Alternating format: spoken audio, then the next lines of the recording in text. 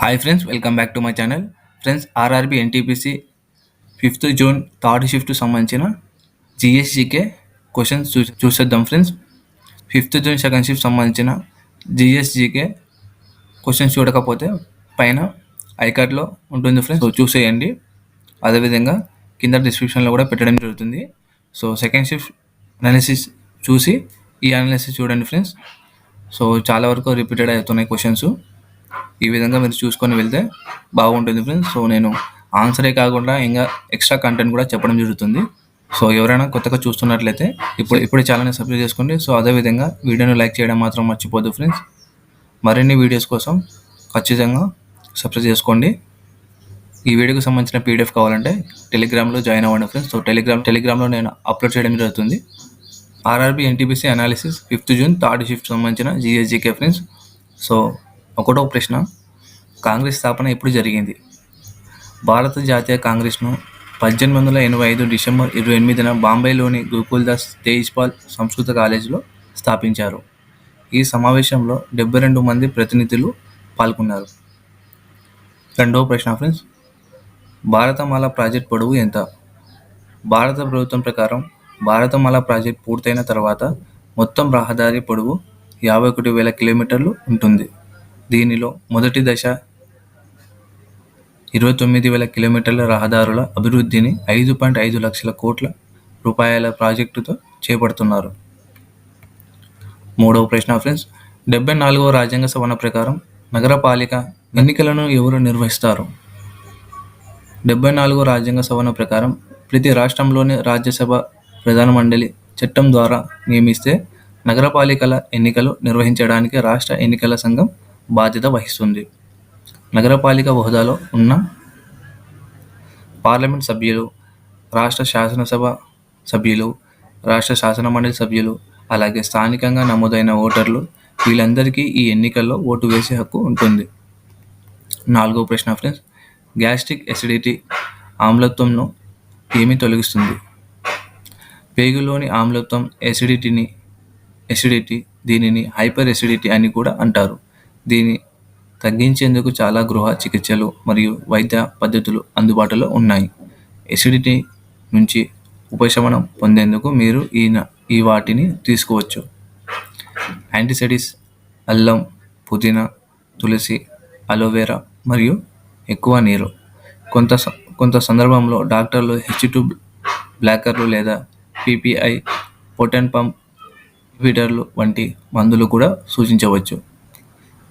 So extra content ఎందుకు చెప్తున్నాను friends, so చాలా వరకు నెక్స్ట్ రాబోయే షిఫ్ట్లో యూజ్ అవ్వచ్చు. ఐదో ప్రశ్న ఫ్రెండ్స్, షాలో చెట్లు ఎక్కడ కనిపిస్తాయి? షాలో చెట్లు అనేవి దక్షిణ భారతదేశంలోని పర్వత ప్రాంతాల్లో ముఖ్యంగా కేరళ, కర్ణాటక మరియు తమిళనాడు రాష్ట్రాలలో కనిపిస్తాయి. ఇవి ఘనమైన గడ్డి మైదానాల మధ్య ఉన్న లోతైన గడమైన లోయలో పెరిగే చిన్న చల్లని ఈక్వటోరియల్ పర్వతవనాలు, మౌంటైన్ ట్రాపికల్ ఫారెస్ట్.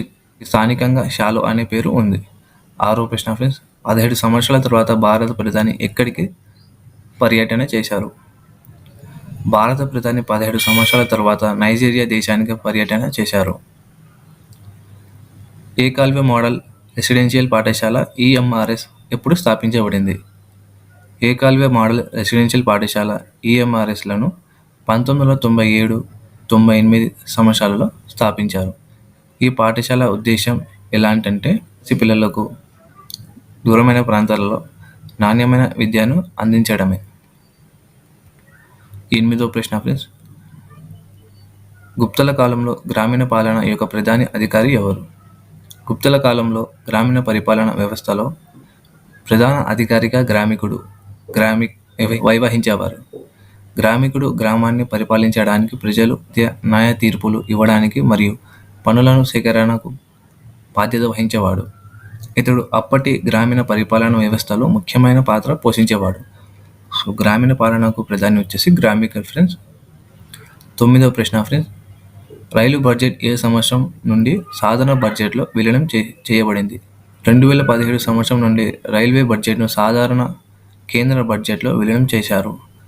అదే ఏడాది నుండి రైలు బడ్జెట్ను ప్రవేశపెట్టడంలో నిలిపివేయబడింది. 10వ ప్రశ్న ఫ్రెండ్స్, మున్సిపాలిటీ పట్టణ స్థానిక సంస్థ ఎన్నికలు ఎవరు నిర్వహిస్తారు?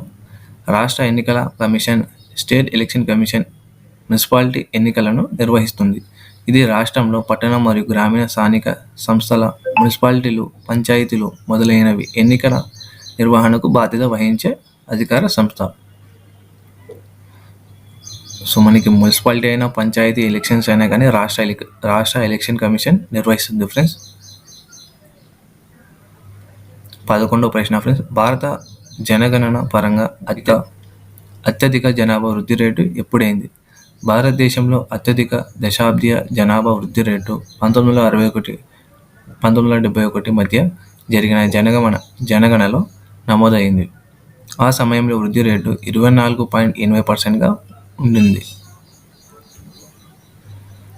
12వ ప్రశ్న ఫ్రెండ్స్, ఆర్థిక సంవత్సరం 2023-24 భారతదేశంలో మొత్తం పేదరిక స్థాయి ఎంత శాతం ఉంది? 2023-24లో భారత్లో మొత్తం పేదరిక స్థాయి గరీబీ రేటు 4.9%గా నమోదైంది. సో ఇదే ఫ్రెండ్స్ ఇవాల్టి వీడియోలో 5th జూన్ థర్డ్ షిఫ్ట్ సంబంధించిన జీకే. సో ఓవరాల్గా మనం ఈ షిఫ్ట్ చూసుకుంటే maths and reasoning easy to moderate వచ్చింది. జీకే వచ్చేసి మోడరేట్ టు టఫ్ రావడం జరిగింది ఫ్రెండ్స్. సో చాలా వరకు ప్రతి షిఫ్ట్లలో జీకేనే కొద్దిగా మోడరేట్ టు టఫ్ వస్తుంది. మ్యాథ్స్ రీజనింగ్ మాత్రం ఈజీ టు మోడరేట్ వస్తుంది. వీడియోకి సంబంధించిన మీకు పీడిఎఫ్ కావాలంటే టెలిగ్రామ్లో జాయిన్ అవ్వండి ఫ్రెండ్స్. నేను అక్కడ టెలిగ్రామ్లో అప్లోడ్ చేయడం జరుగుతుంది. సో టెలిగ్రామ్ లింక్ వచ్చేసి కింద డిస్క్రిప్షన్లో జరిగింది. సో క్లిక్ చేసి జాయిన్ అవ్వండి ఫ్రెండ్స్.